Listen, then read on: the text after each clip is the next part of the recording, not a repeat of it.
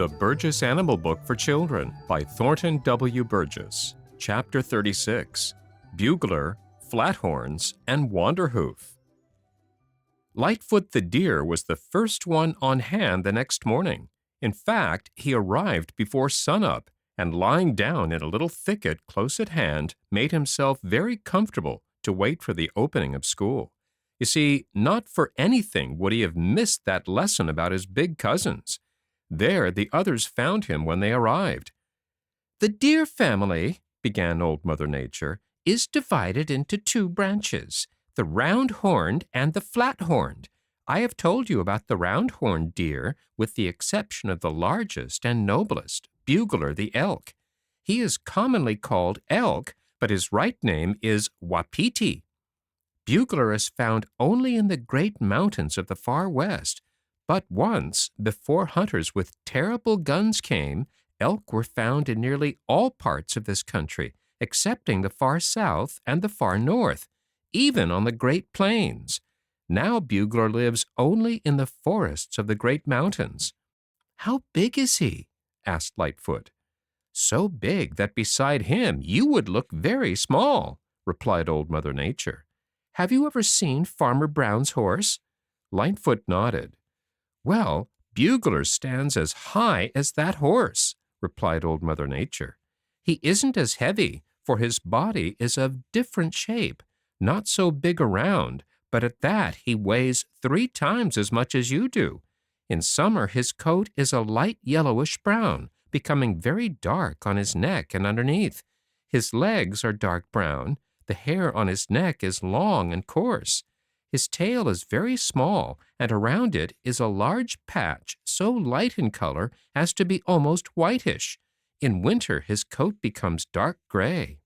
Bugler's crowning glory are his antlers.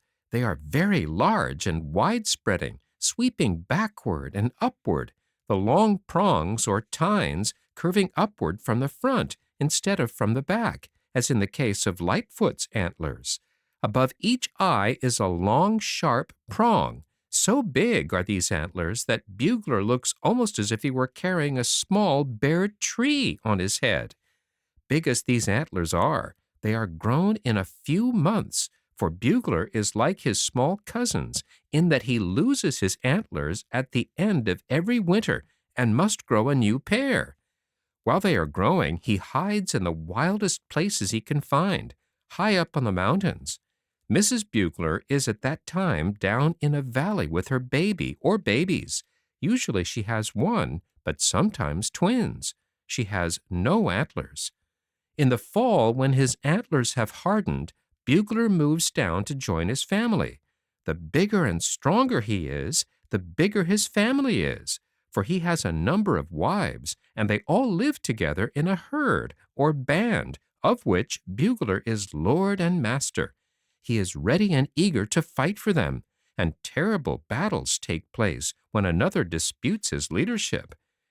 At this season he has a habit of stretching his neck out and emitting a far-reaching trumpet-like sound, from which he gets the name of Bugler. It is a warning that he is ready to fight. When the snows of winter come, many families get together and form great bands.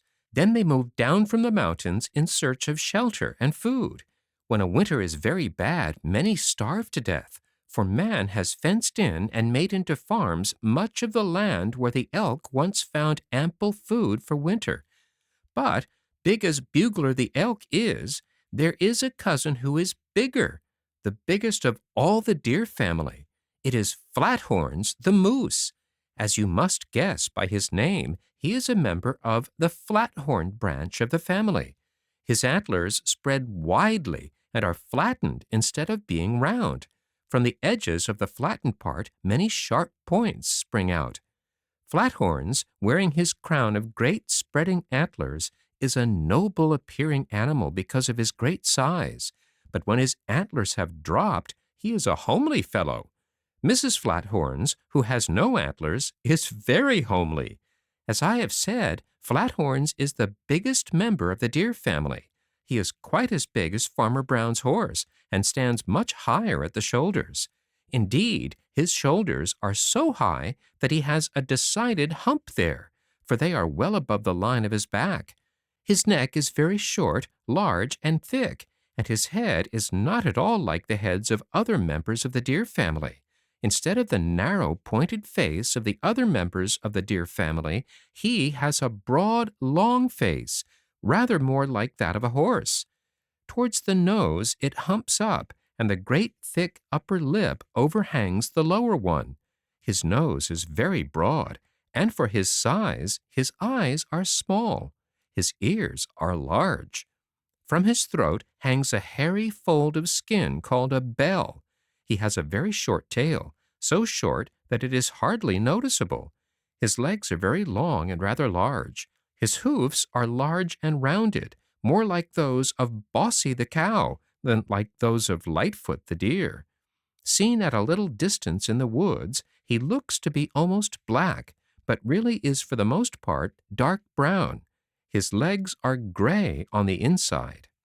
Flathorns lives in the great northern forests clear across the country, and is especially fond of swampy places. He is fond of the water and is a good swimmer. In summer, he delights to feed on the pads, stems, and roots of water lilies, and his long legs enable him to wade out to get them. For the most part, his food consists of leaves and tender twigs of young trees, such as striped maple, aspen, birch, hemlock, alder, and willow. His great height enables him to reach the upper branches of young trees. When they are too tall for this, he straddles them and bends or breaks them down to get at the upper branches. His front teeth are big, broad, and sharp-edged. With these, he strips the bark from the larger branches. He also eats grass and moss. Because of his long legs and short neck, he finds it easiest to kneel when feeding on the ground. Big as he is, he can steal through thick growth without making a sound. He does not jump like other deer, but travels at an awkward trot, which takes him over the ground very fast. In the winter, when snow is deep, the moose family lives in a yard, such as I told you Lightfoot makes. The greatest enemy of Flathorns is the hunter, and from being much hunted, Flathorns has learned to make the most of his ears, eyes, and nose. He is very smart and not easily surprised.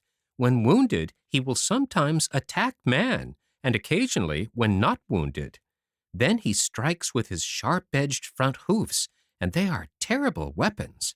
Altogether, he is a wonderful animal, and it is a matter for sorrow that man persists in hunting him merely to get his wonderful head. In parts of these same northern forests lives another big member of the deer family, Wanderhoof, the woodland caribou. He is bigger than Lightfoot the deer, but smaller than Bugler the elk. Rather an awkward-looking fellow.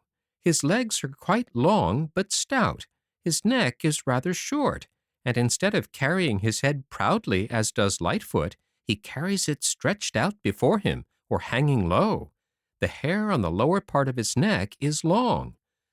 Wanderhoof wears a coat of brown, his neck being much lighter or almost gray. He has an undercoat which is very thick and woolly. In winter, his whole coat becomes grayish and his neck white. Above each hoof is a band of white. His tail is very short and white on the underside. His antlers are wonderful, being very long and both round and flat. That is, parts of them are round and parts flattened. They have more prongs than those of any other deer. His hoofs are very large, deeply slit, and cup-shaped. When he walks, they make a snapping or clicking sound. These big feet were given him for a purpose. He is very fond of boggy ground, and because of these big feet and the fact that the hoofs spread when he steps, he can walk safely where others would sink in. This is equally true in snow, when they serve as snowshoes. As a result, he is not forced to live in yards, as are Lightfoot and Flathorns when the snow is deep, but goes where he pleases. He is very fond of the water and delights to splash about in it, and is a splendid swimmer. His hair floats him so that when swimming he is higher out of water than any other member of the family. In winter he lives in the thickest parts of the forest, among the hemlocks and spruces, and feeds on the mosses and lichens which grow on the trees. In summer he moves to the open, boggy ground around shallow lakes where moss covers the ground, and on this he lives. He is a great wanderer, hence his name Wanderhoof. Mrs. Caribou has antlers, wherein she differs from Mrs. Lightfoot, Mrs. Flathorns, and Mrs. Bugler. Wanderhoof is fond of company and usually is found with many companions of his own kind.